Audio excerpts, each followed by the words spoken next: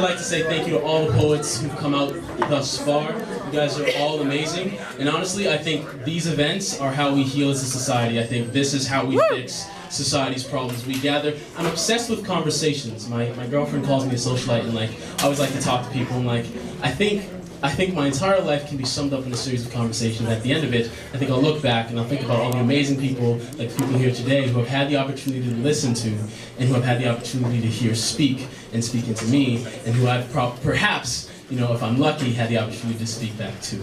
And I think here in this gathering, we're going to speak to one another. We're going to weave the tapestry of our stories. I'm going to get to know, about things I've never heard of, like the Bolex, or Patty's history, or some of the stories that I heard from Akil, or the cello that was played tonight. And we learn a little bit from one another, and then we build this completely different narrative that includes all of us. And that's what we do. We try and build an inclusive space that includes everybody, a space that's about gender, a space that's about race and ethnicity, and everybody's welcome here. And we take back the power in all these words. I love it because this place is kind of like, it's amazing because everybody can get up here and say whatever they want, and all the words are accepted, and we sort of build this cauldron of love. And I think there is nobody better to sort of epitomize what I'm trying to articulate tonight than Raissa Simone. I met Raissa for the first time at the Hawk Talks that are held at the Sleepless Scope. It's kind of like a poetry slam like this. It's all good vibes, and it's all, like an inclusive space. And Raissa's gone on to do some amazing things. She's worked at the Artel, she's worked with Oberg, and she's a very beautiful soul. So you guys get ready to be blown away by the beautiful Raissa Simone.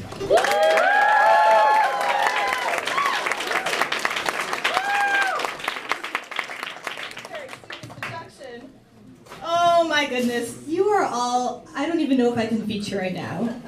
You're all better than me. You're all such incredible poets. Can we have a round of applause for all of the brave people? I don't know what to do with you. I don't know how to follow that. You're amazing. Is that only one? You were too. The person I pushed on stage, yeah. I literally got so caught up in all of your words at points that I was just like, why am I have to feature, I have to get up there myself, God. What am I gonna do? You were all so incredible, so brave. Thank you for sharing your thoughts, your words, and yourselves on this stage.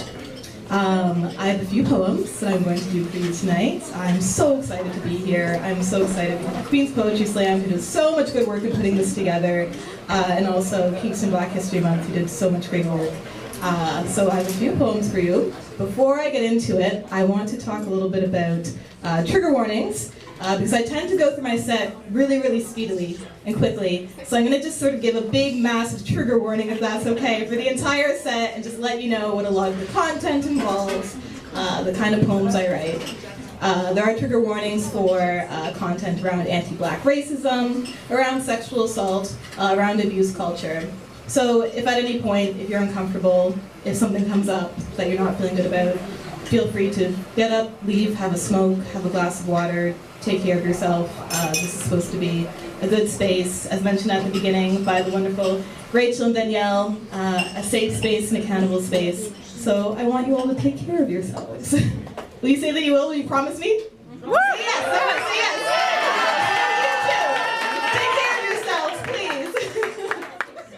I'm glad to hear it.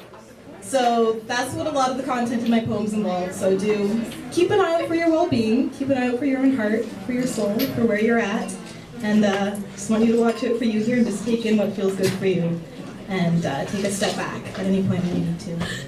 And also before starting, I'd like to thank the land. We are on stolen Indigenous land. Yeah. And we know no one's back there. And I feel blessed to be here sharing these stories, and I'm so glad all of you have shared your stories. But it's so important to remember the stories and the people who were here first and here before us. So I find that very important to recognize and speak about while we share our stories in this space.